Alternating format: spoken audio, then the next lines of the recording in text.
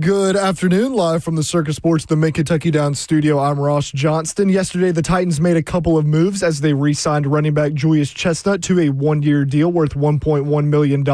Chestnut will be entering his fifth season in the NFL, all of which have been with the Titans. The Titans also signed free agent offensive tackle Austin Deculus to their roster. Terms are not yet known. However, Deculus was a sixth-round pick in 2022 out of LSU and has played for 4 teams so far, most recently the Los Angeles Chargers, where he totaled 476 snaps last season at left tackle. Just a reminder, Vanderbilt will face the 12-seed McNeese State Cowboys tomorrow in the first round of the NCAA tournament, with tip-off set for 2:15. The Vols will face the winner of Miami, Ohio and SMU on Friday at 3:25 in Philadelphia. Miami, Ohio and SMU face off tonight in the first 4 with tip-off set for 8:15 p.m. For all your foundation repair and your waterproofing needs, visit USSTN.com. Breaking news at once on your home for the Titans and Vols. This is 104.5 The Zone.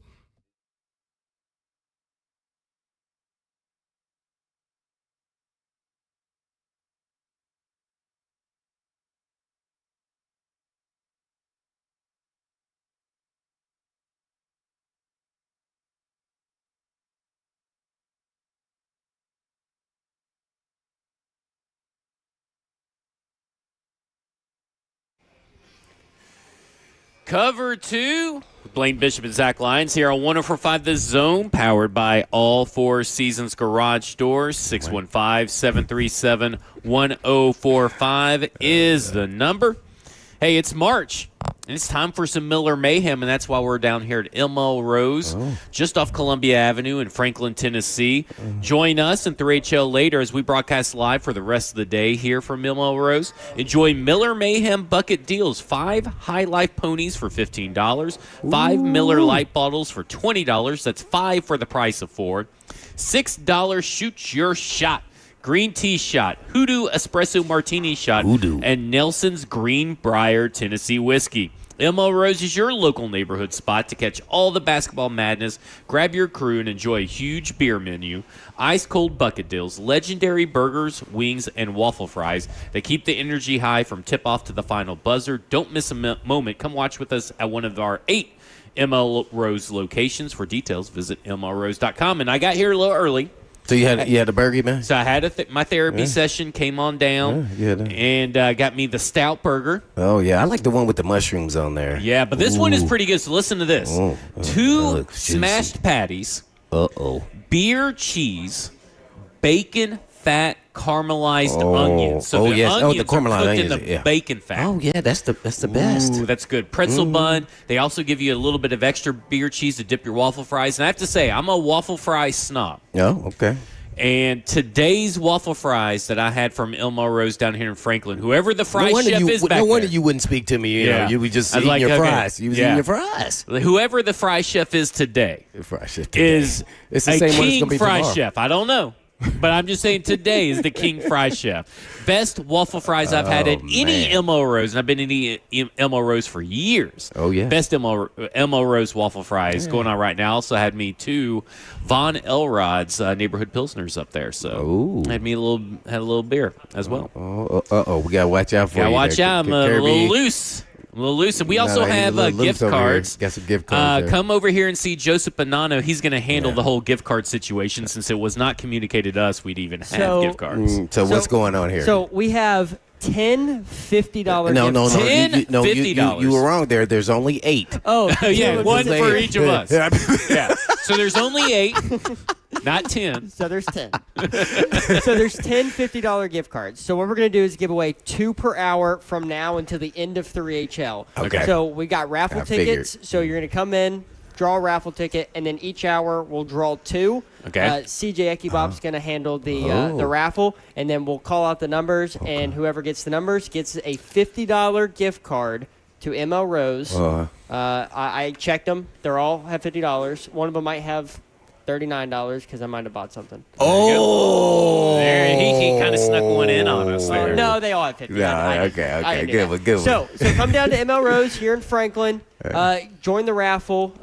Listen to Cover 2 and 3HL, and hopefully you get a $50 gift card. Hey, $50 every hour is on the pretty hour, good. man. Every hour, man, that's pretty good. We're 2 every per hour. Yeah, two per hour. Two. Yeah, so see the man that's bopping around Elmo Rose. He's going in between the truck and here in a red. Was he wearing a quarter zip? A red quarter zip. So there you go. Find CJ and say, hey, I want to enter in that raffle to get a chance to win a free, one of two, this hour, free $50 gift cards. Yeah, we just got to make sure we got to keep Kirby away from those gift cards. Yeah, for sure, sure. All right, so where should we start? We should start on your baby picture. Oh, that's a Ben McKee's kid, okay. who we're going to have later on in the hour. But there is a baby picture of you, though. Yeah, on Instagram. Yeah, Instagram. That is on Instagram. And TikTok. And Ross. Did you recognize? Ross was kind of an ugly baby. What are we doing? I didn't even have hair yet, man. Come on, man. I'm just saying. Oh, my gosh. I'm done. What are you talking about? He's just kind of an ugly baby. Oh, my gosh, man. There is no ugly baby, man. There are ugly babies. Oh, no, man. Come on, man. I mean, I'm just joking with Ross. But let me say something. Gosh. There are some ugly babies. Oh, man. You need to turn my stuff down, Kirby. Got me all out of turn my ear down, man. I mean, there are definitely some ugly babies. But no, I got Ben McKee's profile up because I want to make sure I get all the information correct on him. Because it's been a long time since we talked to him. I know, man. And we're going to talk to Ben McKee, talk a little bit about, the quarterback battle going on at the University of Tennessee, but mainly talking about the NCAA March Madness. But so do you want to start? Well, we can keep talking about how ugly of a baby Ross was, or we can talk about what the players are currently still saying. Let's do that. Or Calvin Ridley's contract. Where do you want to go? I got a reputation to protect for Kirby, man. Talk about the second thing. Thank you for defending yourself there eventually, man. Come on, man. So you want to talk about Calvin Ridley, Ross? Well, I'll let you pick. You started. I think y'all would sound great talking about Calvin Ridley and not how beautiful I was as a baby boy. I don't even know which one was him, to be honest. Yeah, well, I was the top one with the hat on. I was the chubby baby. I was a chubby baby. I was sucking on my finger. Well, I'm going to say this. I was the fattest one because I was on a baby diet. And, yes, I could not stop drinking that milk, man. So they had to put me on a baby diet, man. Unbeknown to most people, man. Look today, so that how you start is not always how you finish, bananas. This is good. Just so you know, Joseph, that if your eventual child-to-be is ugly, I'm going to let you know. Oh, man. I'm still tickled on the inside. You I can't even want to know. Yeah. I've never heard that. Yeah. I weighed 10 pounds, 8 ounces when I was born. And I was early. Yeah, I did not weigh that much, but I grew. I was definitely a chubby-looking baby. Oh, you saw those rolls at my wrist? I had rolls on my wrist. You can go to Warner for Five the Zone Instagram's account to figure out what we're actually talking about. Yeah, it was a little embarrassing when my mom told me, we used to have to put you on a baby diet, and we said, whoa, hey, what happened? Yeah, she said we had to do it. All right. So Calvin Ridley, his contract numbers finally came in. Now, this is what they did. They took $5 million of his 2026 base salary and turned that into a prorated bonus. So he's getting paid $5 million up front, but 2.5 cap hit each year. So they only added $2.5 million to 2027. And then which is the last year of that contract. Yeah, so they prorate over the last 2 years, this year and next year. Yeah, this year and last year. Mm-hmm. So meaning that if he was cut after this year, they still get $22.5 million in cap space, but leave behind a $7.5 million dead cap. So just $2.5 million difference between what it was and what it is. He then took an $8.75 million pay cut overall. So that's money he will not see. And according to what Spotrac and Over the Cap have shown me, they do not have any incentives listed to get that $8.75 million back, or at least a portion of it. Now, things can change. Like sometimes they put this out and then it changes like a couple of days later, so I'll keep an eye on it. Oh, I thought it did say he had some... Well, PK reported that on his website, and some of that information did not end up being 100% correct. So We will see if there are incentives that get explained or showed up later, because sometimes they get information early, it's not correct. Right. So I will keep an eye on that over the next few weeks to see if anything changes. But for right now, his cap hit, the number that people in Tennessee need to know, his cap hit went from $26.45 million this year down to $15.2 million. The cash they were going to pay him was $21.75 million, and it went down to $13 million. So they saved money on the cash, saved money on the cap, while only adding very minimal future money onto 2027. So, again, kind of like what we talked about, I believe, yesterday or Monday, me and you, I think you laid it out perfectly. This is essentially a one-year deal for Calvin Ridley to get paid elsewhere next year. Yeah, and it's kind of a prove it to see if you can sustain, maybe you were overpriced based off what you're going to bring to the table for this upcoming season after an injury. And then maybe this is why they're not pursuing any receivers outside of Wandale, Jawan Jennings, just to mention, since we're here in Tennessee country, local product from here, born and raised, and everything else is maybe because he took that kind of a pay cut. I know a lot of people are saying it's kind of why they didn't sign the center, but I don't buy into that one. But I think this is why they're not pursuing another receiver in free agency, at least at that price level. So he basically took an $8 million pay cut. Yes, for sure. And just keeping it short term as far as understanding all the cap. And I don't know how much fans really care about the cap hit and all those things, but $8 million pay cut is a huge deal. So I'd be shocked and stunned if he at least doesn't have some form of incentives to maybe make half of that back. Yeah. You're never going to get it all back, but he's got some guaranteed money in there too. So yeah, it worked hand in hand. It was a good deal for both sides, to be honest. And his role probably is going to be a little diminished now that he's got Wandale. So I think he'll be getting paid accordingly. Yeah. I thought, we always kind of thought it was a smart move just to keep Calvin Ridley on, even if it was just at his full contract number. But now that you got this, it was a no-brainer move. Wow. Smart move by the front office. Do you think that Daboll had anything to do with it? I'm talking about their relationship and understanding how to utilize him, and maybe they don't move him around as much and just kind of keep him focused and say, hey, man, if he gets like 5 targets a game, he'll be really good. And there'll be 5 quality targets. Right, yeah, that he can make something out of nothing, hopefully, or be an impact in the game in some form or fashion, even if it's just clearing out. Yeah. He's impacting the game. Yeah, I would venture to guess it's because he was at Alabama with them. That's why and the way we've seen free agency work, Brian Daboll and Robert Saleh have a pretty strong influence in how free agency works, and being that he knows Calvin Ridley and being that you kind of look across the free agency landscape, we talked about it. We didn't really think that any of these wide receivers were that much better than Calvin Ridley. And you're not going to be able to find a number 1 wide receiver in free agency. Those don't hit unless you're going to trade for them. And so I do think that if you were a coach and you came in, you're objectively assessing this roster, your roster is better with Calvin Ridley than getting into bidding wars for other wide receivers who are not as good as Calvin Ridley or may be just as good and cost you more. And to the point, Brian Daboll knows the kind of player he is. Yeah. And when you have that intimate knowledge of how he fits in your system, what to expect, because also Mike Bergonzi knows what to expect from a quote-unquote culture standpoint, locker room standpoint. What kind of player was he, and what kind of leader was he?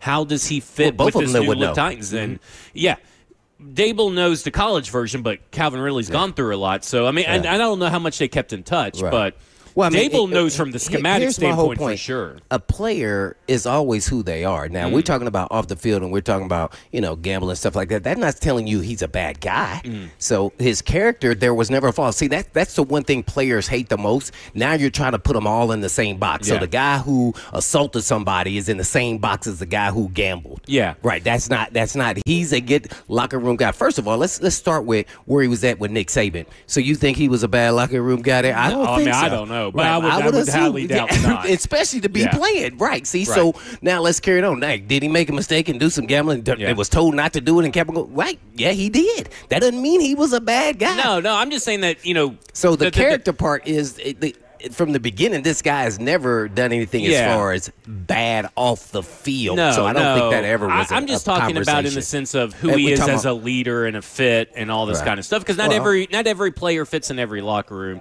and all that. And like, because you grow. I think that I'm just saying you grow as a person. What I'm getting at is I think that's overrated. Okay. And when I say that, I'm saying is you don't have to like the guy next to you. Yeah. But you got to be a pro.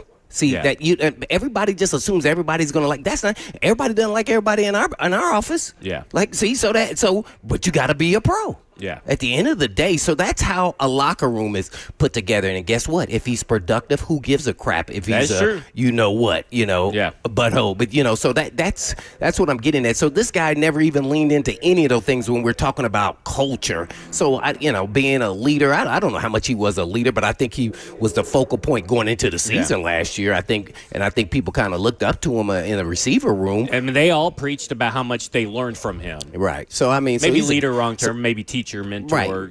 Right. So he was a good Yeah. character guy. Like, Right. he's not a guy who's going to cause any commotion. If not, guess what? He would have been egotistical and been like, "No, I'm not taking a pay cut. $8 million is $8 million. I don't care who you are." I mean, that's a lot of money. and a I lot of said dough. kudos to him because I don't know Right. many players that would have done that. He was just as smart as the organization. Now, it could have Yeah. all worked out, and they could have been pursuing a receiver, and maybe it didn't work out. Then they came to him and said, Yeah. "Hey, man, what do you think about this?" Could be. Maybe they were We don't pursuing know. Romeo Dobbs. We don't know. Because that happened very in short succession. We don't know. All right, coming up next, we're going to be joined by Ben McKee, talk all things Tennessee Volunteer Sports. This is Cover 2 with Blaine Bishop and Zach Lyons here on 104.5 The Zone.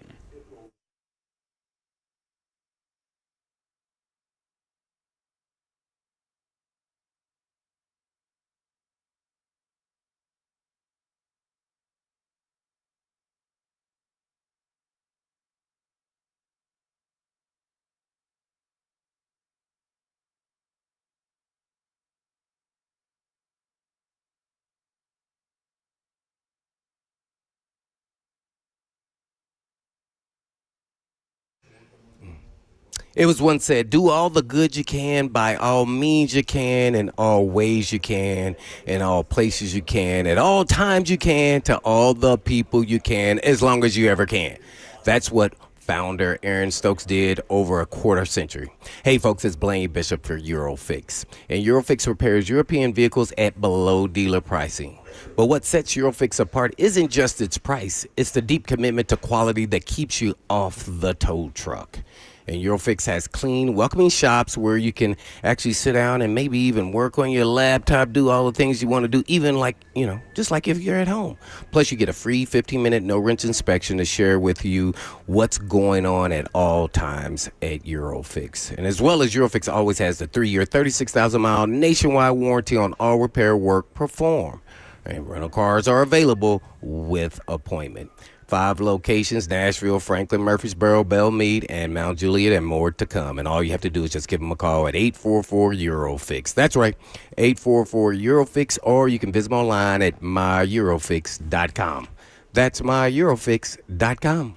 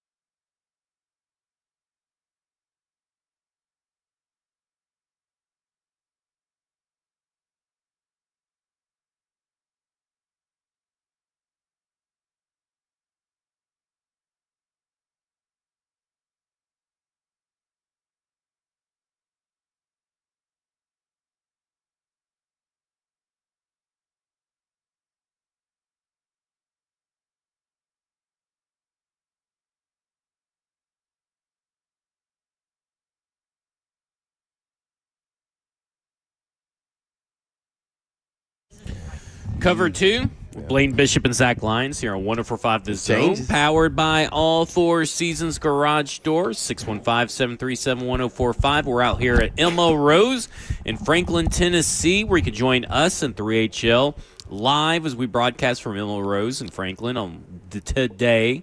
Then you got to enjoy Miller Mayhem bucket deals, 5 High Life ponies for $15, 5 Miller Lite bottles for $20. That's 5 for the price of 4. $6 Shoot Your Shot, Green Tea Shot, Hoodoo Espresso Martini Shot, and Nelson's Greenbrier Tennessee Whiskey Shot. And we also got CJ walking around every hour from now to 3HL's close. We are giving away 2 $50 gift cards to Elmo Rose. So make sure you guys come in and enter in the raffle here. But now we're going to go to the phones and go to Ben McKee of 247 Sports, who covers the Tennessee Volunteers. And Ben, first off, congratulations. I know it got announced right before Thanksgiving, but you're in remission. And that is such great news. I know we haven't had you on in a while, but you guys, you and your family have been on our mind for a while. So just want to say congratulations on your remission. Yes, thank you so much. That means a lot, and I'm still blown away by the support that I received throughout the fall. It meant a lot to those who were praying for me and reaching out and asking how I was doing. So I appreciate you saying that, and it's good to hear y'all's voices again. Yeah, for sure. And we'll get to basketball here in a moment because obviously the NCAA tournament is about to start up. But we do got to talk a little bit about the Tennessee Volunteer quarterback situation because we haven't had you on. Joey Aguilar didn't win his appeal. He's actually entering into the NFL draft. He lost his appeal, then he's at the combine the next day. It's a little bit jarring. But Fajon Brandon, George McIntyre, how's that quarterback competition shaping up from what you've seen in spring practices? And what do you think about Fajon Brandon? Because, we're talking about a 6'3", 215 as a true freshman. That's just huge raw ability. Yes, and that is the perfect way to describe Faison right now. Is he is physically imposing. He has a great presence to him when he walks into the room. He spoke to the media on Tuesday along with the other Tennessee quarterbacks, and he doesn't have a lot to say, but there's certainly a quiet confidence there as he begins to learn this system, and I do believe that there's a lot of belief in Faison. Josh Heupel has started a true freshman quarterback before when he was at UCF and Dylan Gabriel, and I believe that they believe that Faison is even more talented than Dylan Gabriel at the time when both showed up to campus as true freshmen. So I don't think Josh Heupel is going to be scared to play a true freshman quarterback, but certainly Faison is going to have to go out there and earn the job. And George McIntyre, I view as the front runner as spring practice begins, and he should be the front runner, right? He's been here a year longer. He knows the system.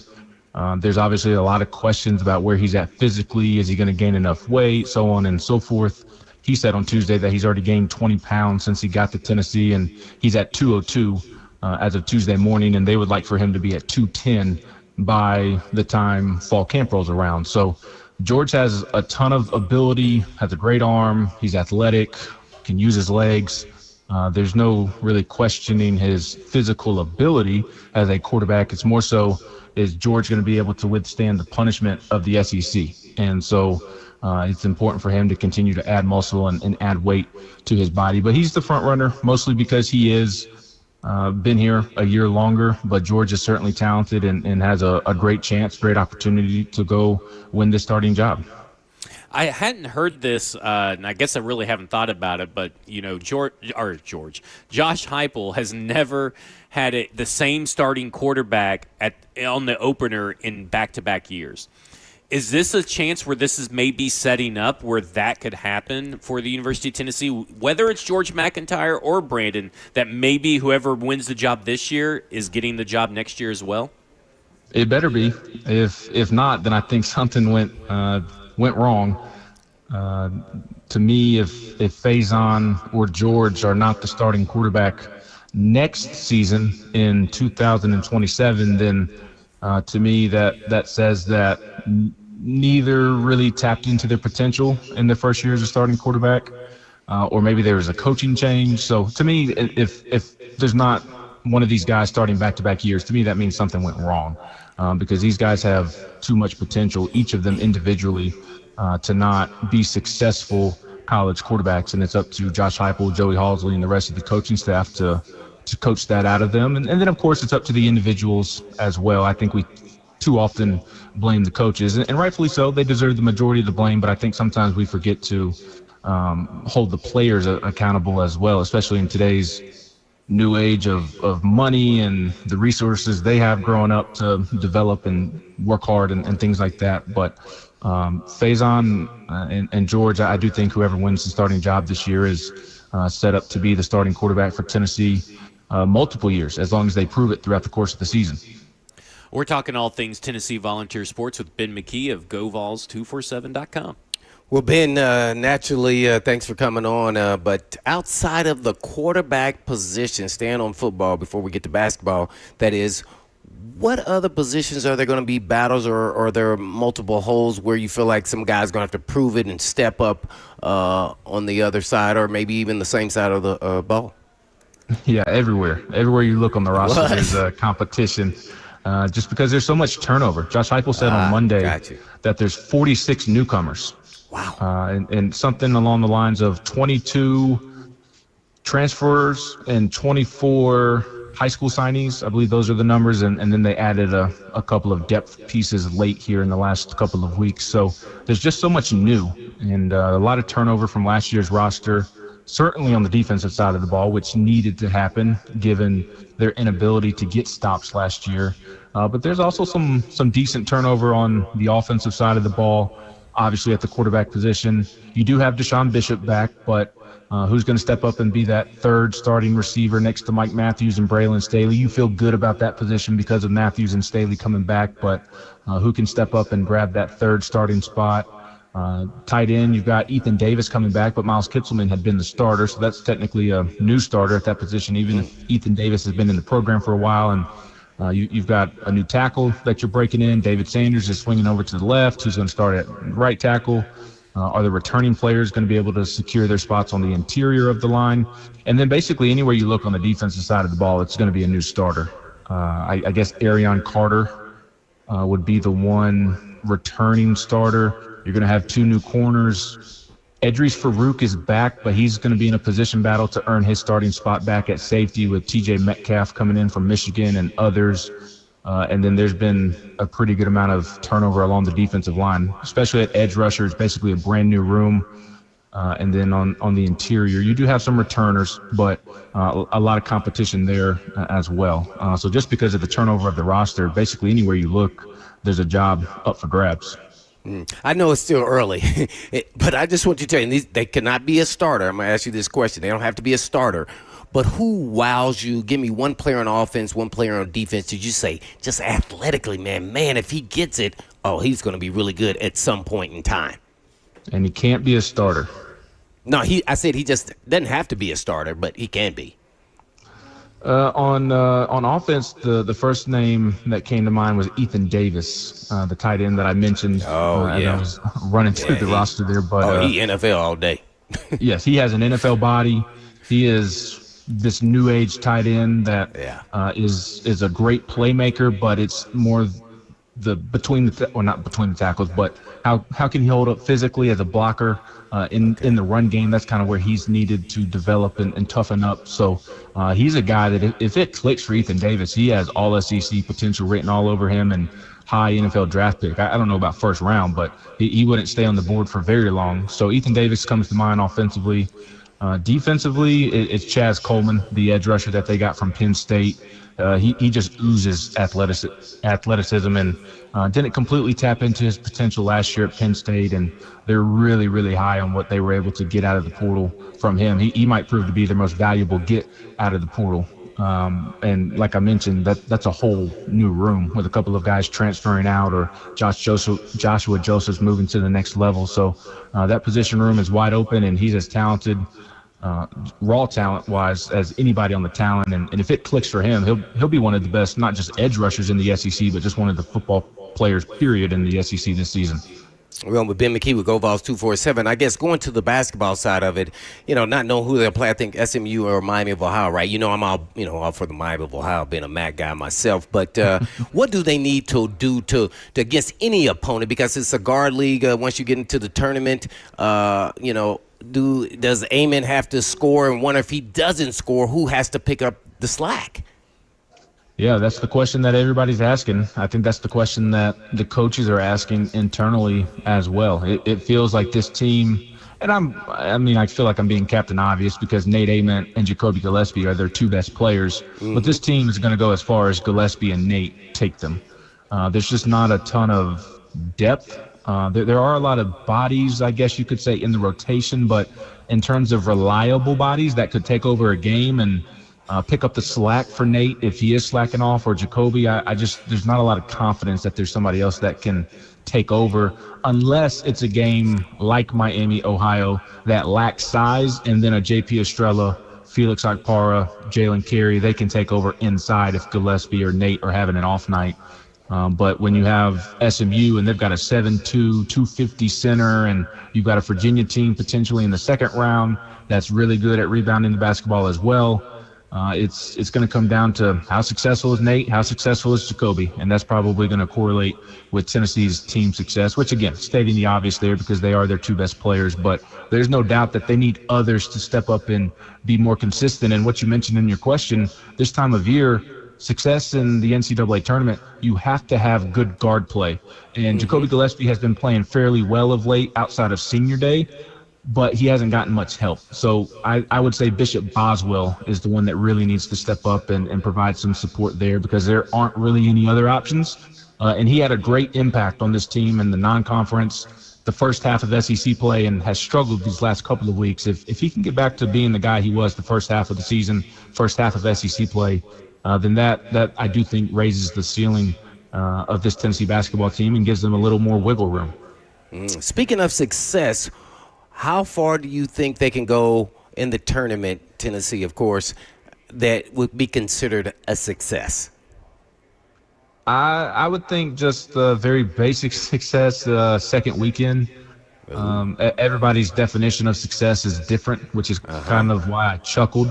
Obviously, Rick Barnes, the Final Four has eluded him, and his critics are quick to point that out, both about him and the Tennessee basketball program as a whole. So maybe to some who have extreme expectations, they would probably say Final Four or bust. I don't know that I live in that world. I don't really subscribe to the championship or bust mentality. And I realize just making it to the Final Four is not winning the championship, but it feels pretty dang close, especially for a program that's never made it. So I don't know that I would say it's Final Four or bust, but I think they've got to get to the second weekend. And certainly if you only make it to the Sweet 16 with the amount of money you put in to get to Nate Ament, or to get Nate Ament to Tennessee, and the rest of your roster, Jacoby is paid pretty well.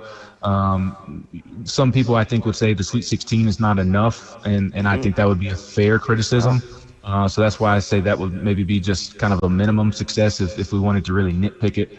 But I just overall, you got to make it to the second weekend with this roster. And I think to really seal a successful season, you probably got to get to the Elite Eight. But I don't think getting to the Sweet 16, I guess, is my long-winded way of saying is not anything you should scoff at. Getting to the Sweet 16 for this program historically has not happened a ton.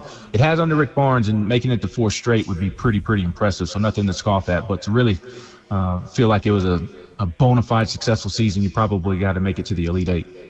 What do you think about this Rick Barnes team? Because this seems like one of the most uncharacteristic Rick Barnes teams that we've seen at the University of Tennessee during his tenure. How do you feel this team is really stacked up over the season, and where do you think the weaknesses and strengths have lied for this team? It's been a very frustrating team. There's no doubt about that. They've had some success, but they've had as much frustration as they have success based on expectations for the program overall and this individual season. They shoot themselves in the foot too much. Their win-loss record should be better than what it is. They should not be a 6th seed Because of how many blown leads that they've gone through this season, how many games they've lost because they blew a lead in the second half, and that's a byproduct of missing so many easy bunnies around the rim or free throws or turnovers, so on and so forth. So it's been a very frustrating basketball team. I guess you can look at that two ways. The glass half full would be that, hey, they haven't peaked yet, and maybe it all clicks. And if it does all click, then they are capable of going to the Final Four or Elite Eight. But the glass half empty look is this is who they are. And, yeah, they have the potential of going to the Final Four or Elite Eight, but they're not a consistent basketball team. So how are they going to win 3 straight games or 4 straight games against 64, 68 of the best teams in the country? So it's been a very frustrating team. And if it can figure out a way to stop shooting itself in the foot with the free throws, turnovers, missed shots off of easy offensive rebounds, then they can go far. But I think a lot of us are at the point to where we'll believe it when we see it. Okay, so you got SMU playing Bowling Green, Miami of Ohio tonight in the play-in game, and the winner of that will face University of Tennessee. Who's the more favorable matchup for Tennessee, and who's the team that's going to give Tennessee the most fits? Yeah, I think you'd rather play Miami, Ohio. Now, it's an interesting conversation because if you play Miami, Ohio, everybody in America is going to be rooting for Miami, Ohio. And more importantly, everybody in the arena on Friday afternoon that aren't Tennessee fans, they're going to be rooting for Miami, Ohio. The game before Tennessee is Virginia Wright State. All of the Virginia and Wright State fans will be rooting for Miami, Ohio.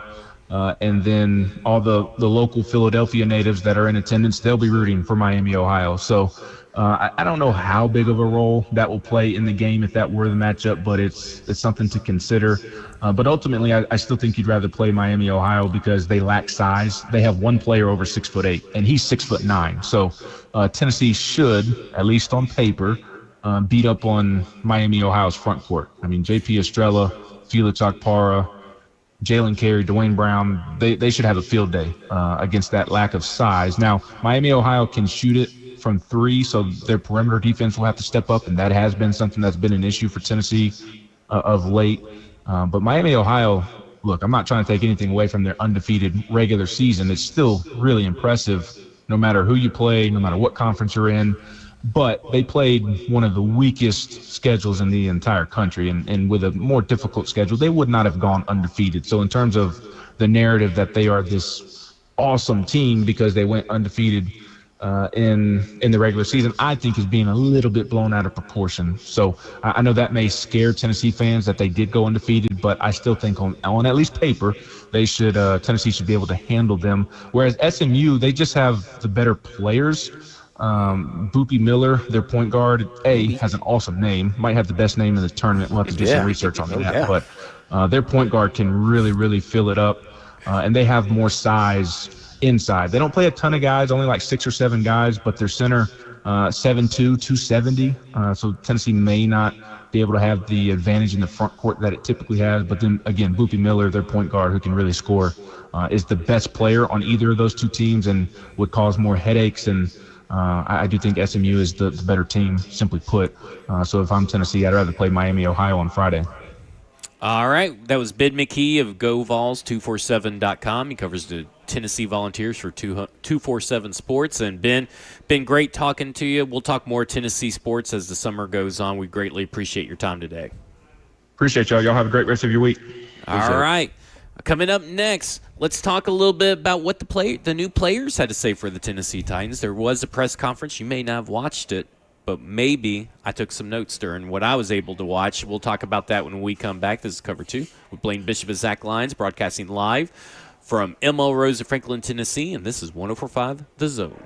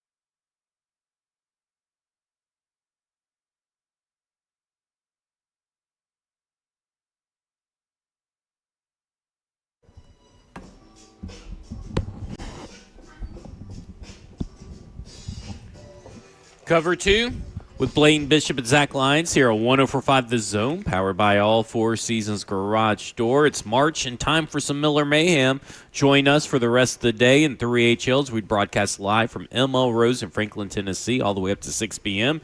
Enjoy Miller Mayhem bucket deals, 5 High Life ponies for $15, 5 Miller Light bottles for $20. That's 5 for the price of 4, and $6 Shoot Your Shot green tea shot, Hoodoo Espresso Martini shot, and Nelson's Green Brier Tennessee Whiskey shot. Coming up during the next break, we'll be giving away 2 of our $50 gift cards to Elmo Rose. So if you're within the sound of my voice and you're near Columbia Avenue and Elmo Rose, first off, you should come here. Get yourself a burger, get yourself some fries, some wings, get you a beer, but also come and see CJ up at the front. He's wearing a red pullover. This is a chance to win a free $50 for Elmo Rose. And listen, you can get a lot with Elmo for $50 here at Elmo Rose. So make sure you guys come and register for that. Blaine, we'll start talking now about a little bit about what the Titans free agents had to say in their press conferences.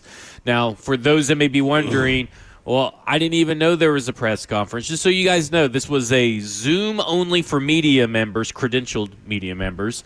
And so you'll see. So Kirby couldn't listen. So Kirby couldn't listen. Yeah. So you guys will be able to catch up on everything probably a little bit tomorrow or a little bit later today when they're on YouTube. But I logged in. I was up at the bar at Elmo Rose. Yeah, I know. Put in my headset. Yeah, you were all in focus on you. Said, Blaine, don't talk to me right now. I had to get my notes going. I got to hear. Yeah, because I knew we wouldn't be able to talk about if I didn't take notes. So just made sure. Yeah, made sure. You stay focused. Laser focused. I am pretty laser focused when it comes to that. Don't need no Adderall, no ADHD for me. I am laser focused when it comes to all that. Oh, man, that's what that does? Oh, yeah. Man. And listen, it was a little bit of a crap show. Jermaine Johnson was supposed to go first. He never showed up, so John Franklin Myers went. Then we had to teach almost every player how to turn their camera horizontally on their phone. It was a little concerning, by the way, that they don't know. Oh, they weren't here. No. They were all in their hotels or their wherever rooms, they were. where Okay, they're staying. gotcha. Oh, cool. So, yeah. So, and then we had this guy named Travis McDaniel crash Wan'Dale Robinson's presser. Technically, it was Cam Ward, but on the thing it said Travis McDaniel on his Zoom call. So Cam Ward crashed the presser to ask Wan'Dale, how does it feel to play with Cam Ward?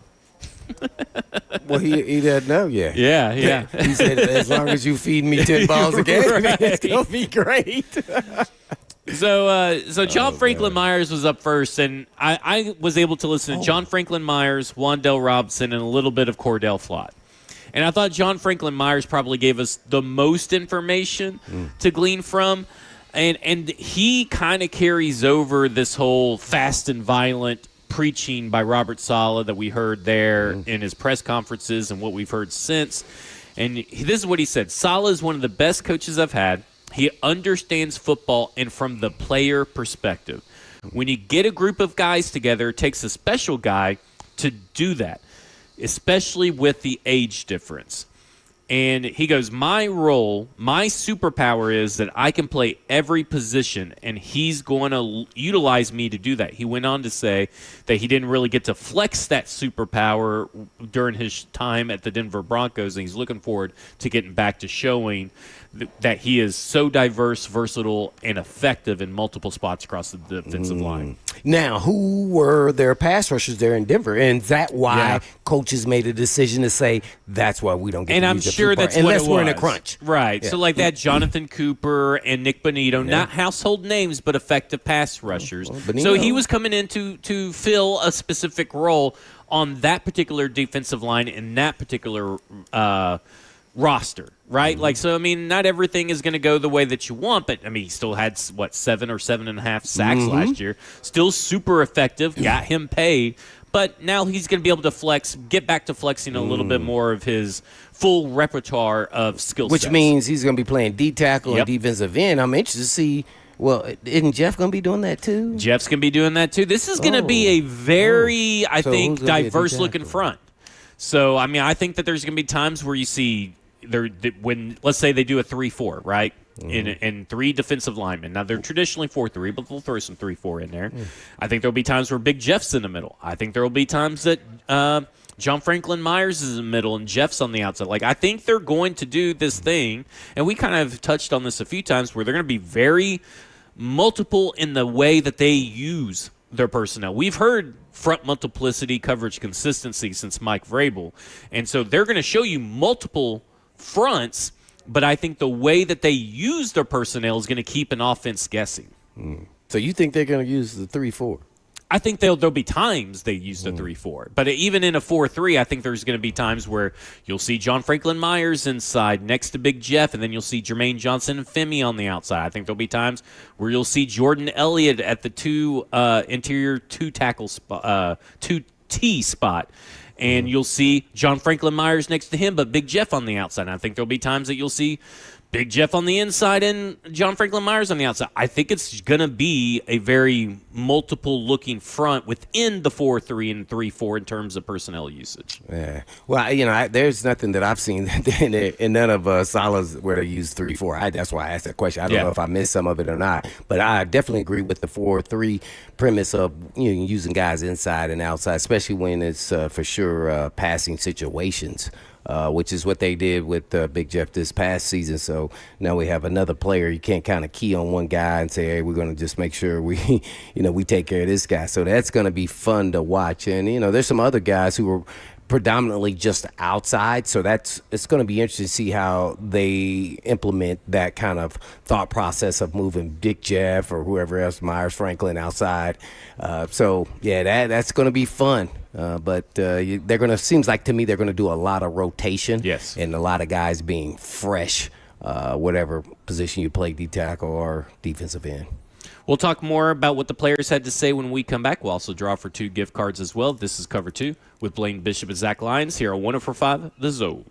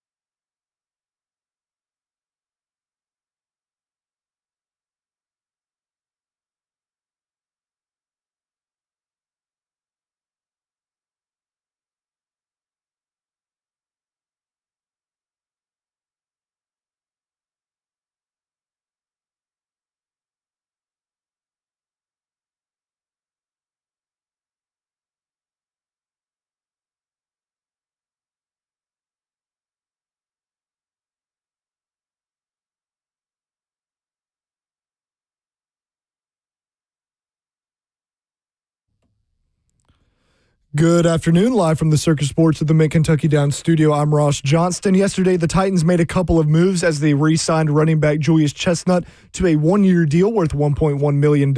Chestnut will be entering his fifth season in the NFL, all of which have been with the Titans. The Titans also signed free agent offensive tackle Austin Deculus to their roster. Terms are not yet known. However, Deculus was a sixth-round pick in 2022 out of LSU and has played for 4 teams so far, most recently the Los Angeles Chargers.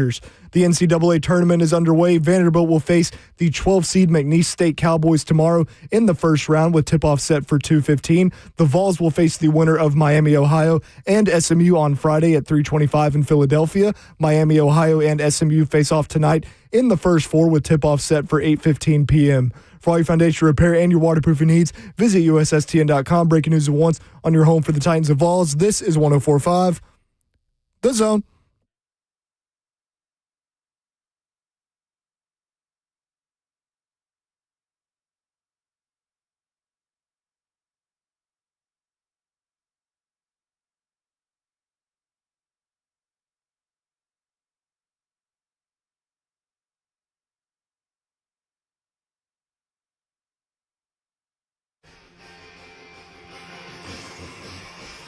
Cover 2 with Blaine Bishop and Zach Lyons here on 104.5 The Zone, powered by all Four Seasons Garage Stores. 615-737-1045 is the number. It's March, and time for some Miller Mayhem. Join us and 3HLs. We broadcast live from Elmo Rose in Franklin, Tennessee, all the way up to 6 p.m. Enjoy Miller Mayhem bucket deals. 5 High Life ponies for $15.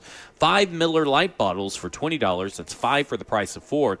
And $6 shoot your shots. Those shots are green tea shot, Hoodoo espresso martini shot, Nelson's Greenbrier Tennessee whiskey shot, and also come in, see CJ wearing the red pullover here at Elmo Rose, and he will enter you into a raffle to win 2 $50 gift cards to ML Rose. Can't beat that. And Blaine, we've been talking about some of the stuff that the players have said in their introductory press conference to the media.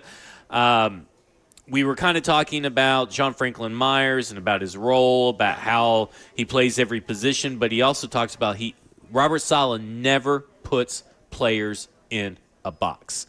And I do think that we've seen that with all kinds of Tennessee coaches throughout the years where they get a player and they're trying to fit a round hole or a round peg into a square hole in some of these schemes and all that kind of stuff. And it really feels like Robert Saleh, I mean, obviously he's finding people that fit his idea of a defensive scheme and his idea of how to play defense and his vision for the team.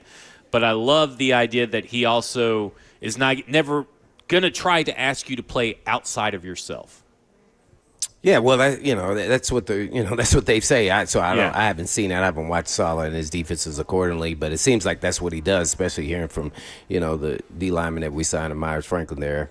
So we shall see. A lot of coaches say a lot of things, so you just want to make sure that that's validated by the action. So. Corners corner. So we signed some guys at corners. I feel like, maybe multiplicity is what I like, and you can do multiple things. Maybe you're referencing that, but it's all, all the guys should be able to fit scheme, but then do you then lend them to their strengths in your scheme?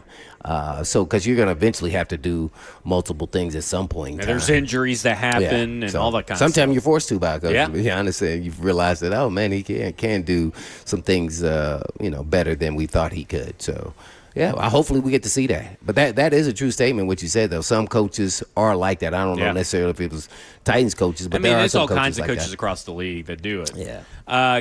Catalyst for – he was asked if he views himself as a catalyst for the culture, but I don't really care about his catalyst for the culture. Who is this you're talking about? John Franklin Myers. Oh.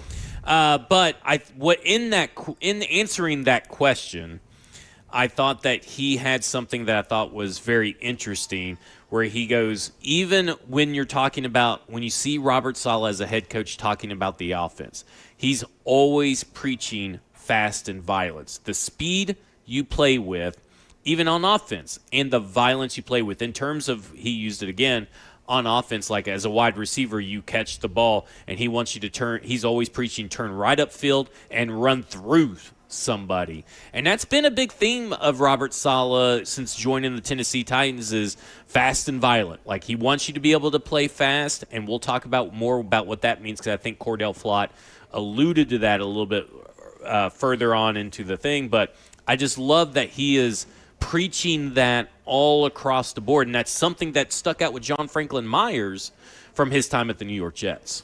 So you don't think the previous class coaching staff did that? I guess their thing was resilient and relentless and resilient or something. I mean, I don't know. I mean, I'm just going with what a defensive player said that stood out to him about how Robert Saleh, preaches to naturally that always is being said on the defensive side of the ball. Let's be keeping real 100. That's always said on the offense, on defensive side of the ball. I'm sure Denard Wilson was preaching that. Exactly. That's what I'm getting at. Yeah. And it's kind of just a terminology that, because you have to, get after people and tackle people and all those things. But offensively, you want to be aggressive natured, and I would think that it can be on both sides of the ball, and turning up the field and getting vertical is a different way of saying it, but that's all I say. I think offensive guys say that too. So, he's just adding on a little bit of his terminology and his violence, I guess. So which is, comes from a defensive minded coach. So that doesn't surprise me at all. Most defensive coaches kind of talk on those kind of terms offensively as well, not just defensively. So it may be new to you, but for me, that's kind of normal. Oh no, I didn't say it was new. I just thought it was interesting that he brought that up in the middle of a question that really didn't have a lot to do with it. Yeah, and it could be that he's seen him firsthand. Yeah, and to me, that always works hand in hand on both sides of the ball. What you're preaching about, your philosophy, and what kind of coach you were trying to build as far as the players playing. Less conflicting messages, right? It's always going to be the same. It's not.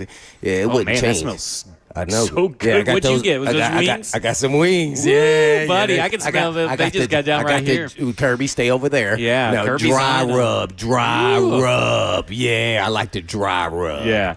Mm-hmm. That smells very good. It does, man. I can't wait to get some of that break, man. Oh, so Wan'Dale Robinson was the next guy up. I didn't really get a lot from Wan'Dale Robinson. I mean, he describes Brian Daboll as creative and intense. We already kind of knew that he was an intense head coach. I love creative. I love to get into the creative. I mean, you probably watch a lot more film than me. I haven't watched a lot of film because sometimes, coaches will do one thing in one place, and then all of a sudden you see them do something totally different, or not all those things that they did based off of personnel. Yeah. Sometimes they based off of they wanted to change it up and wanted to look a little bit different, and they got better players. So I don't know if he's exact. I like to see in training camp to get a fresh look at him. So I don't know how he utilized some of the players there before. I know he ran the football, and I got that from him. And I've watched their offense, but I can't get a beat on unless I want to go in and watch tape like I'm still playing. All 22 in those things. So I'm trying to wait and just give him a fair assessment of what I see with this team compared to what he's done in the past. I do think he has an element of creativity. Now, do I think that he's like Sean McVay or some of these other guys? Right. Not really. Oh. But I do think like he's a tier below them, right? Like, I mean, he may not be right there with, and I would really say like what Brian Daboll does best. And what about maybe McDaniels? This gives you, is he on a McDaniel? Like, I think what Brian Daboll does best, and this may be viewed as creative, but I do think it kind of goes back to not putting players in a box, is that he has learned from his previous stops how to adapt a system to the strengths of the player. Now, is that quote-unquote creativity? I mean, maybe. I mean, you have to be a little bit creative to be able to do that. But I don't think I think what you're going to see is that he's going to put his wide receivers in and really, I guess, tight end too, because I brought it up a couple of times, the 3-by-1 formation where he's got Dawson Knox in Buffalo, split out wide with all of his wide receivers bunched. Not a lot of teams have done that when he was doing it. And then he showed that look almost throughout the whole year, and then he totally flipped it when he got to Kansas City in the playoffs at Buffalo Bills in 2021. And he totally flipped it and surprised them with a totally new kind of look of the system. and it worked. They won that game. Was it just different personnel and different people in spots, It but was it's still the same people, route? but different people. So, yeah, I mean, to your point, it's like, how did he, instead of a lot of tight formations, he kind of spread it out. Right. And the way that he ran the ball was just a tad bit different. Nothing to where it's confusing for the player, like the offensive players, but it's confusing enough to the defense, like, well, we didn't really plan for this. I mean, how many times have we heard that the offense for the Tennessee Titans under Brian Callen, well, we didn't really expect these looks from the defense. And so it's kind of the flip of that for Brian Daboll. So I guess, yeah, I would say that he is creative, and that would be a way to describe it. Now, how has his creativity changed from Alabama to Buffalo to all these Giants? Do you recall like things that he did differently? Yeah, I know it's the pro game versus college, a little bit different. No, I think what you saw is that the Brian Daboll that was in Kansas City before he went to the offensive coordinator in Kansas City under Romeo Crennel, before he went to Alabama, and then what you saw in Buffalo was kind of that was the change from Kansas City, from his time in the pros where he was strict Earhart Perkins EP kind of guy from the Josh McDaniel kind of system. He was strictly that guy. Goes to college, picks up a bunch of things from the college game, and then comes to Buffalo. And I think there was a point in 2018 where you're kind of like, man, it's really a struggle for him to get this thing going. Maybe he fell back into some bad habits. And then as he got Josh Allen, and as he got more comfortable with Josh Allen and what he could and couldn't do. And Josh improved. And listen, he took a lot of stuff from Josh Allen's playbook in Wyoming and tried to implement it. And you know what he found out? Wait a minute. Josh Allen wasn't particularly great at Wyoming doing all this stuff. He was a below 60% completion percentage passer. I need to switch things up. And I think his time at Alabama allowed him to maybe shift the offense that he was trying to do in the NFL and marry. And I think he's like, okay, well, this is what I need to do. Let's lean into these strengths. Let's use some of the stuff that we did in Alabama. And because I think there was like a kind of a struggle there at 2018, 2019. Then suddenly it just all shot off. Like it all clicked. Was it just because Josh Allen got better and he realized, all right, we're not going to do some of those other things? He started eliminating things? Yeah, I think he started, from what I understand, he eliminated things. He was trying to do a more pro-style kind of offense and all this kind of stuff, and then he wanted to eliminate and make things easier on Josh Allen. And at the same time that he's doing that, Josh Allen, he himself is getting better as a quarterback. So it's like that perfect... It's like that perfect marriage, right? Like it just starts off really hot just the point that he decided to maybe adjust is also the point where Josh Allen is getting better as a passer. The game is slowing down for him. Because, I mean, going from Wyoming to the NFL, that's a big jump. And so I think that when you kind of dive down into it, Josh Allen got better, but I also think that Brian Daboll did a lot of stuff that unlocked and helped Josh Allen go from got better to MVP caliber quarterback, to playoff caliber quarterback. And then Josh Allen continued that ascent without Brian Daboll, but we've seen Brian Daboll go to these places, and Daniel Jones got paid because of Brian Daboll. And then Daniel Jones couldn't stay healthy. And then you saw what he was able to do with Jackson Dart. I mean, Jackson Dart still had a couple 300-yard games. Cam Ward didn't have a 300-yard game. But is he going to run the same type of – because he ran RPO type stuff there with Dart. He's not going to do it. So here's what I did. And he limited RPOs I looked at more Allen. Russell Wilson offense when he was there because I can see and that. not saying that they're the same players, but they are pocket passers. So how did he approach some of those games? Now the different defenses there in the NFC and everything else, but that's kind of what I was looking at to see what his offenses were like with maybe not as mobile quarterback as Dart. I think the offense we saw last year with Jackson Dart wouldn't have been the same offense that he implemented with Cam Ward. Right. I don't know if that really answers your question. No, that's what I'm just saying. He's not going to do that because they're not the same type player. Yeah, because Yeah. Dart is, as I said, Like coming out of the Levis. draft, that he's a better athlete than Yeah. Cam Moore. Now he's a better quarterback. I don't know. That's up to debate. Yeah. We have to see a little bit more out of Dart. But as that far as athletic ability. yeah, and he was running around. That's why he kept getting knocked out. Right. Okay, when we come back, let's hear from Cordell Flott. There is one thing about Wan'Dale Robinson I do want to hit on, and then let's hear from Cordell Flott and Mike Bergonzi, who was on the Peter Schrager Hour podcast yesterday as well. This is Cover 2 with Blaine Bishop and Zach Lyons, broadcasting live from Elmo Rose of Franklin, Tennessee, and this is 104.5 The Zone.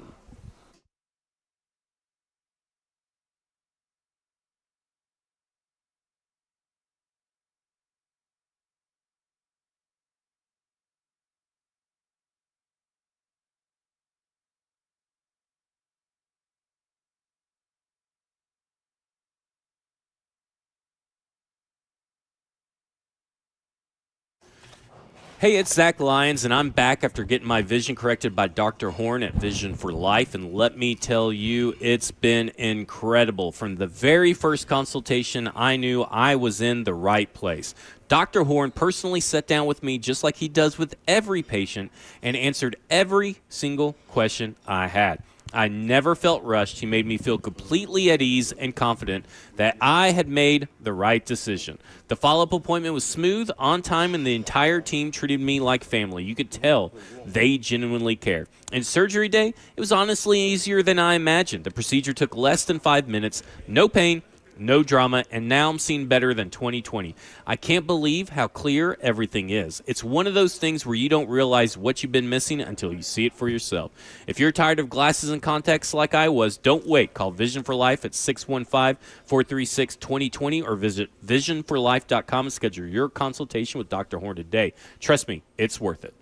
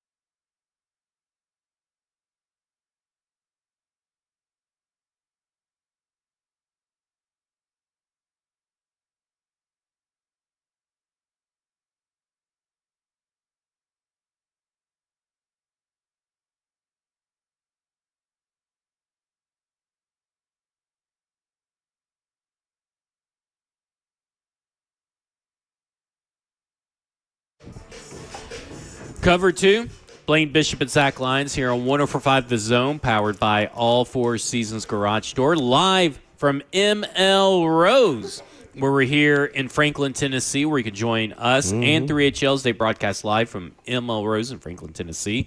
We're here till 6 p.m., and there are $50 gift cards to give away. So make sure you guys come down here and see CJ and the Red pull over to enter into the raffle for your chance to win $50 gift cards.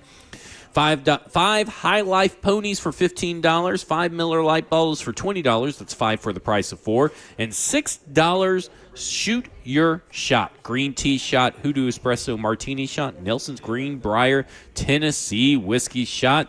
Those wings looked very good. You ate a few during the break. Oh, yeah, I had the dry rub. I'm a dry rub guy. Yeah, and then I had the stout burger over here. That was really good. A little messy, but it was really good. I was told it was messy. I had to get in the bathroom and wipe off some of that the wipes. beer They got cheese. wipes and everything for you. Oh, yeah.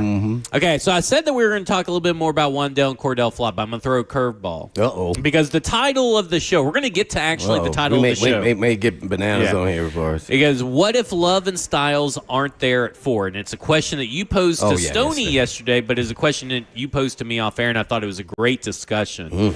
And because there is a world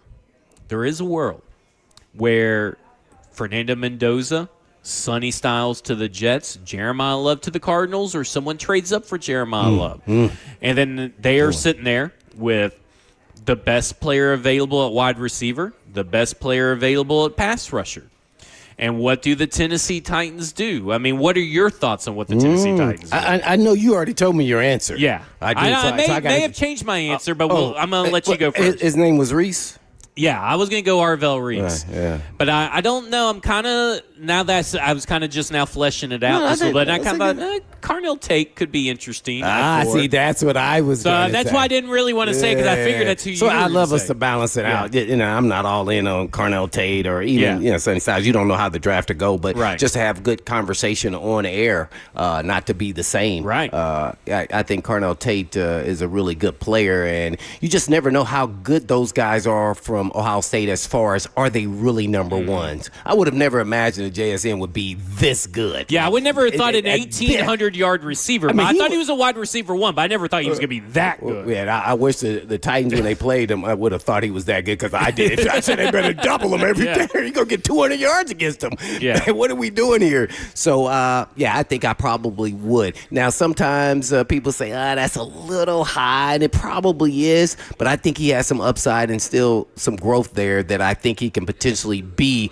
a number 1. So it's worth the risk and the pedigree of coming from Ohio State. I think I would take that risk there just to kind of be opposite of you, and I think I wouldn't have an issue with taking them at 4. Because if those guys aren't available. That's true. And it does go back to the situation. And let's say that nobody wants to trade up, because I see a lot of people saying trade back. And I agree. I would normally, I'm always, trade back, you probably still can get them, but I just don't know how much that is feasible. Right. I'm not in the rooms, and I don't know how that all works. Yeah. And to be honest, it's kind of the same discussion with Tate and Reese as it is with Love and Sonny Styles, in that you get the playmaker on this go around, and Carnell Tate, he may not be. We don't know what he is. Length, long, but he's got the speed. athletic, he's got the length. good route runner. Yeah.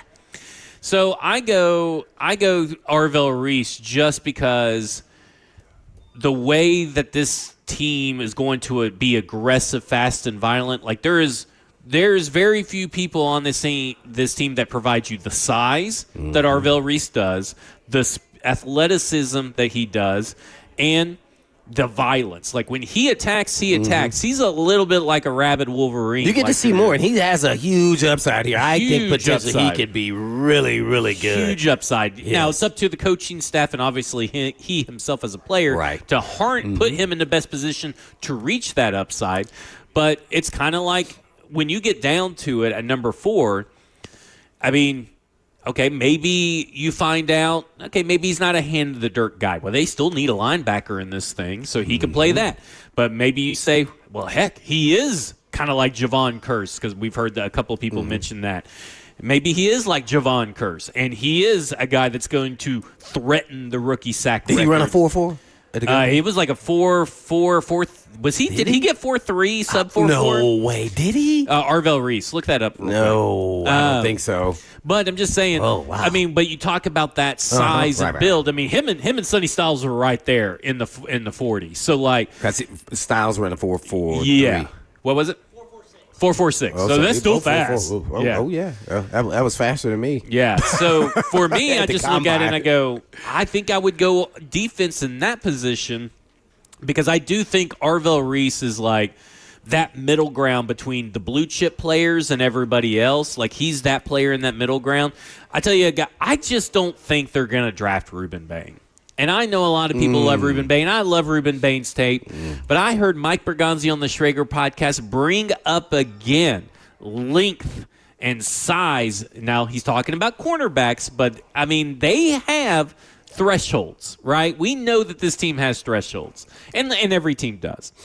And I think when you have David Bailey and Arvell Reese sitting there, I think Ruben Bain's the odd man out, and I would even put Ruben Bain number 4 behind all those two guys and Carnell Tate in terms of if Love and Styles are off the board.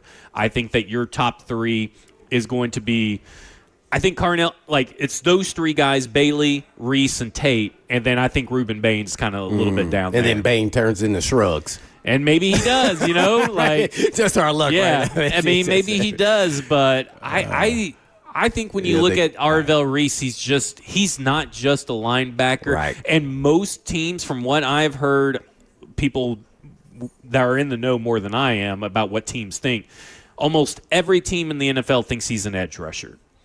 And so I kind of agree with that. Now, we haven't seen a lot of it on tape of him doing that. And so there is a little bit of a risk, but I think that now you're taking on something once again like Femi? I'm talking about someone you didn't see a lot of, but you saw enough to get you excited. Because you're first right round on that. prospect compared to a second round prospect. And just so people are not confused, he's not saying that Femi No, and Arvell Reese are the same player. No, I'm not. But in terms of there's a little bit of a risk and project there, then but I think he's Better probably talent. closer to it, better talent.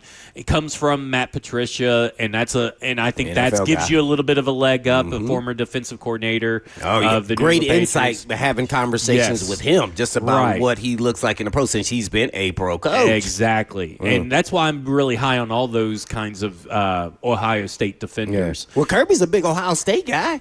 Kirby, what do you think of him? Do you know him? No, Reese. He said. Yeah, he says you go with Reese. Reese. Oh, okay. He's about to jump out of that booth and beat you. I know. I think he thought I was a hamburger or something. I don't know.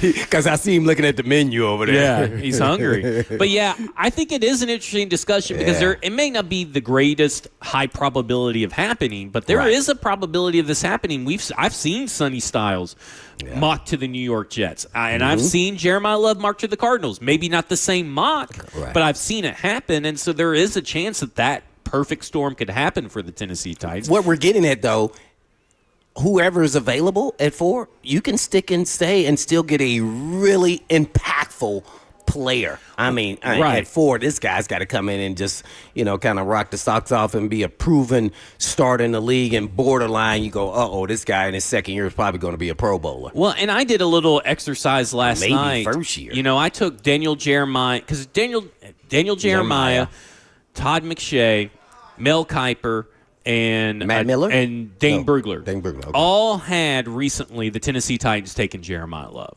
And that's very rare that all 4 of those guys are on the same page. And typically if they're on the same page, maybe it's a little too early to take it with a grain of salt now. But they're still riding this Love train and close to the draft, and all of them are doing it, there's something there. But I went and looked at the mock drafts, and I was like, well, who's available once the second round begins? I went through their entire mock draft, put it in PFF. Who's available when the second round begins? And there's guys like linebacker out of Georgia, C.J. Allen, is almost on every one of those. The number 18th player on PFF, but obviously these guys have him graded lower because he does play linebacker.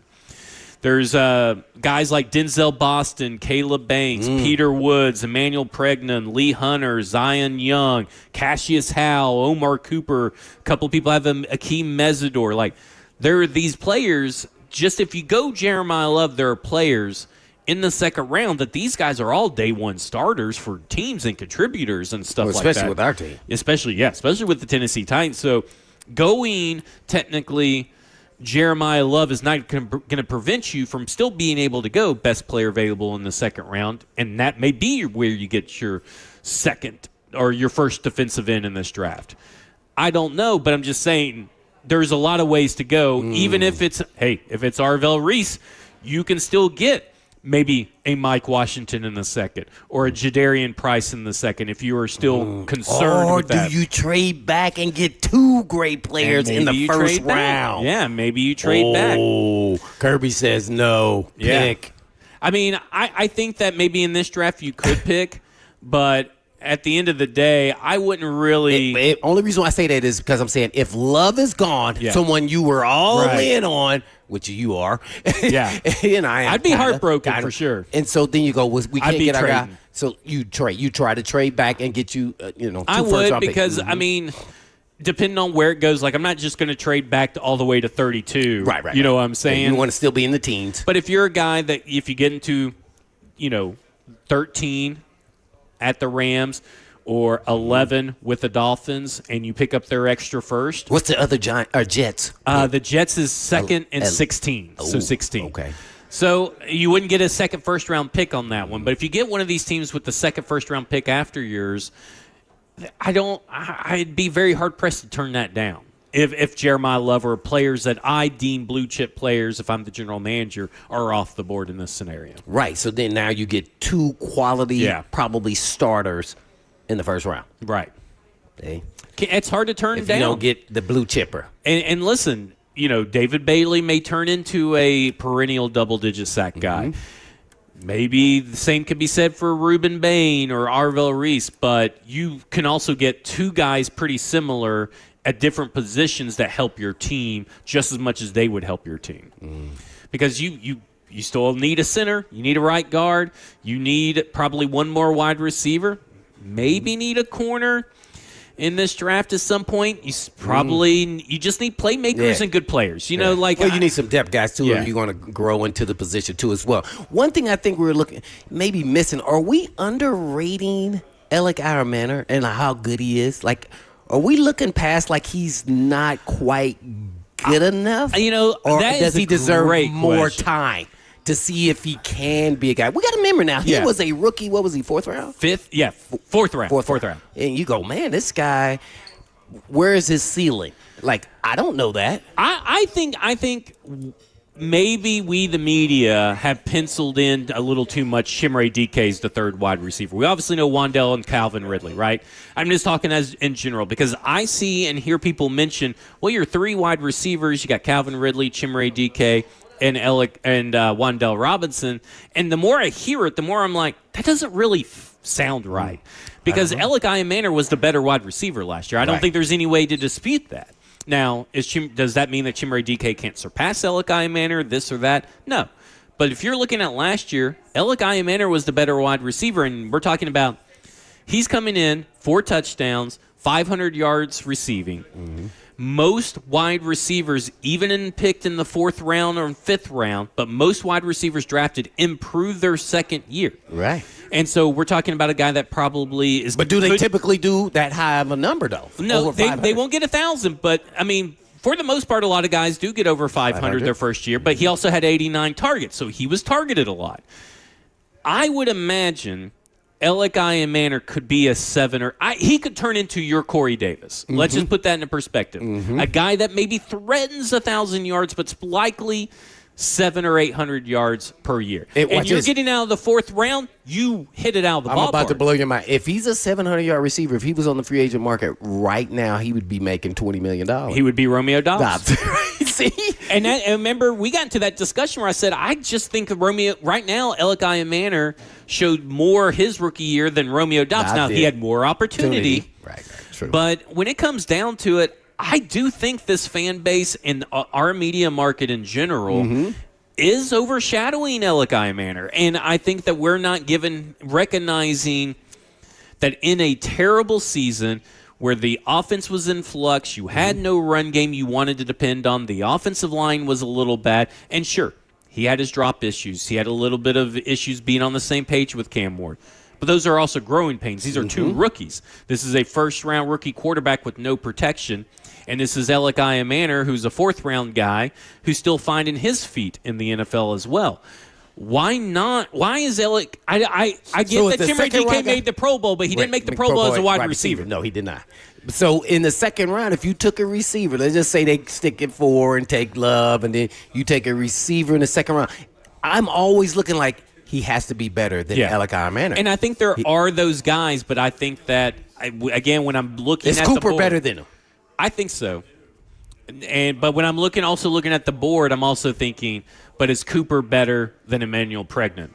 The guard at it. See, that's the real question, too. I got you. So it's just not the question, are they better of Alec wide Manor? receiver. Because you always need to be raising the talent level. Raise the And bar. it's up to Alec Manor to elevate. beat Omar Cooper and say, Elevate his game. second rounder, I'm the guy around here. So that's up to him. But it's always up to me, for this team to be looking at raising the bar of the talent there. And that's why I go back to Jeremiah Love, because I think he's a talent raiser for the entire offense. And Omar Cooper does raise the talent of this entire wide receiver room. He lifts it up because he provides them yards after catch ability. Did you know this? That the percentage of receiving yards that were yards after catch for the Tennessee Titans wide receivers were above league average? Oh. So they were above league average team in terms of yards after catch rate. And I people did not don't- know that. Well, no, I would never have saw that based on the film. No, I did not. But that just maybe is a down year for yards after catch across the league.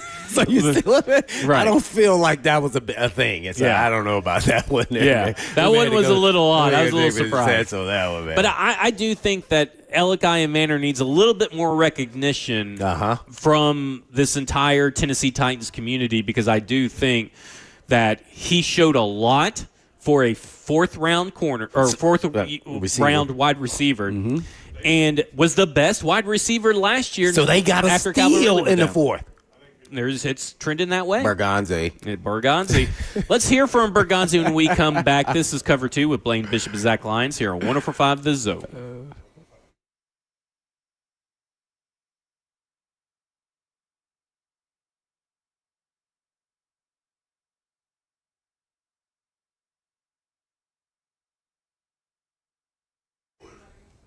If you've been looking for a way to boost your energy, support your metabolism, or just feel better from the inside, check out Edge Peptide Therapy.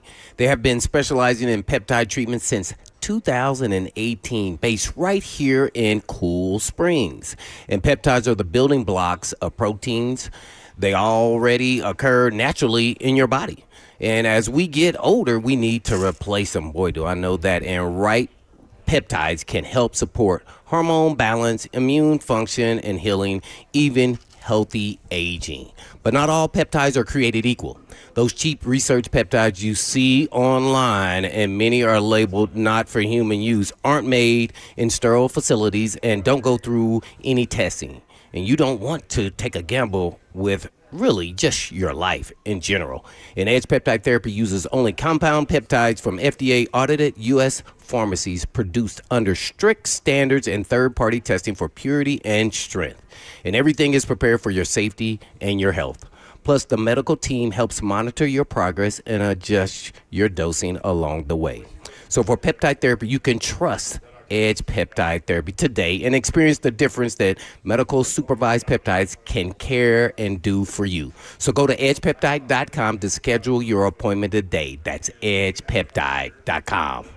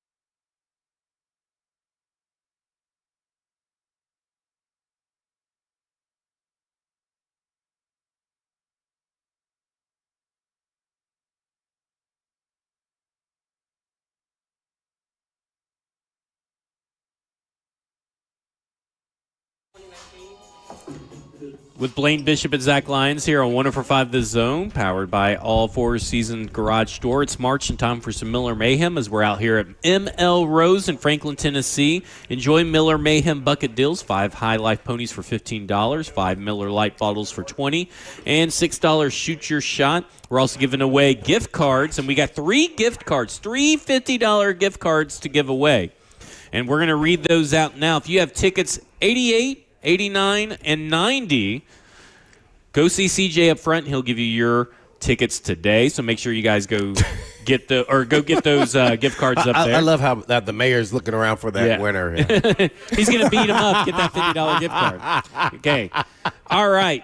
So Mike Bergonzi was on the Peter Schrager Hour podcast or Schrager Show, whatever it may be, and he had some interesting things to say. Uh-oh. But this is Mike Bergonzi on where they're at in the pre-draft process, and he's also asked about Jeremiah Love. Ooh. So we're in the process right now. Actually, we were meeting this morning. I'm going to jump back into the meeting, and we're just actually going through, we call it phase 2 of the board process, when all the numbers, the verified numbers, start to roll in from the combine and then the pro day, and then so we're going up and down the board again, watching all these players and trying to kind of just zero in on where we're at 4, and the players that possibly be there, and that's when you start to build some of the strategy heading into April of the players that you really want there. Have you looked at the Notre Dame running back Jeremiah Love? I've seen some highlights on him, yeah. What? There's a little bit of a joke and a little bit of a laugh, but they're still, according to Mike Bergonzi. I was getting really ready for some in-depth. Oh man, yeah. I pulled the rug out from under you. Oh man. For those that may not understand what he's trying to say, he is trying to just say they're deciding right now who the best player available at 4 could possibly be. Well. So they haven't technically, supposedly, allegedly decided who best player available. Now that sounds like Bonanno there talking right there, man. Really? Yeah. But when he was asked, there was a little bit of laughter, a little bit of smile, a little bit of smirk. Yeah, I've watched some highlights of Jeremiah Love. Oh. Just for that, I'm going to post my picture with me and Bergonzi. There you go. After this. Now, That is not what he told me. Photoshop a Notre Dame Jeremiah Love jersey. Right, exactly. Him wearing that. Oh, man, can I Photoshop that in there? You could probably give that to Grok or something. I may need to do that. Kirby help me with that. All right, there is one last thing that I wanted to get to for Mike Bergonzi on that show, is Mike Bergonzi on Robert Saleh and what his vision is and how they tried to match it with free agency. So, I mean, the big thing right off the bat, I mean, you've seen it through the teams he's had over the years with San Francisco or New York. They have waves of pass rushers on that front. So we really wanted to add to that defensive front. We were able to do that. We added 5 guys through the week. First, we made the trade for Jermaine Johnson, who's the prototype, rush end in this defense. He's big, long, former first-round pick that Saleh had there. And then JFM, too. I mean, he's a beast. He's got some interior pass rush, too, so having him next to Jeff. Then we were able to pick up Jordan Elliott, who's, kind of like an interior 2-eye for them in San Francisco. We made a trade for Solomon Thomas, who just a veteran, just a veteran guy, high motor guy.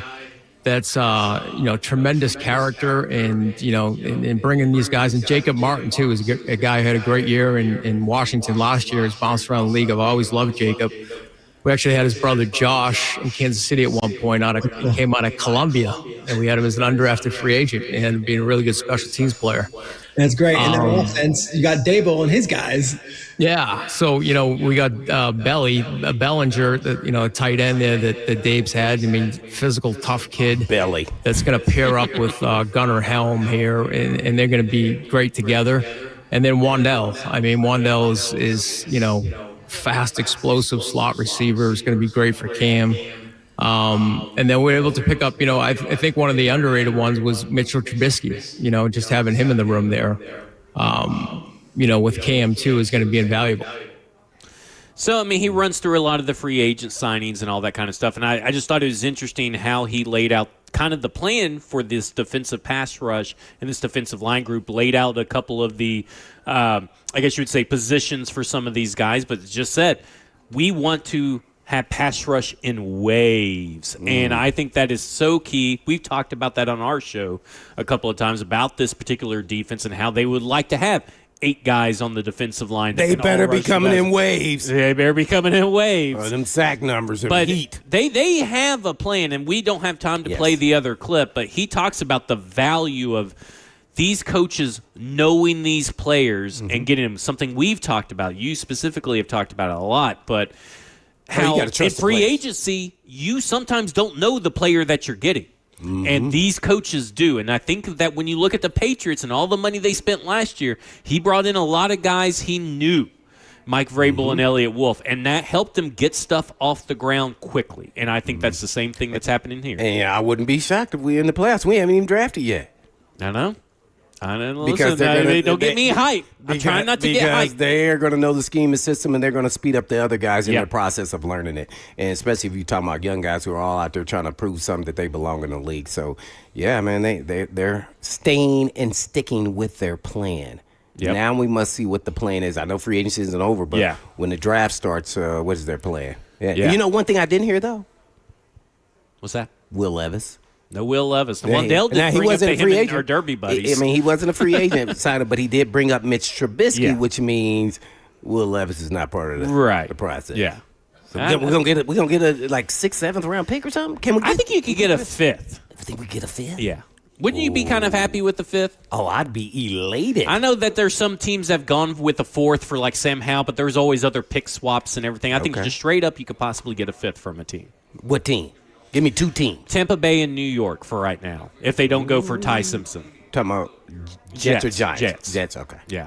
Tampa Bay, isn't this guy that has a relationship with the OC? No, he left. That's right. He was Jaguars. Okay. Jaguars. Maybe the Jaguars, but I don't know about that one. Very rare. Back up, but, Lawrence does get injured. Yeah, he does. All right, that will do it for us. We've been live from Elmo Rose of Franklin, Tennessee, 3HL. We'll also be live here. There's all kinds of drink specials, great burgers, great wings, great waffle fries. Make sure you guys come down to Franklin, Tennessee and say hello to everybody at 3HL. This has been Cover 2 with Blaine Bishop and Zach Lyons here on 104.5 The Zone. And in the meantime. And in between time. Peace.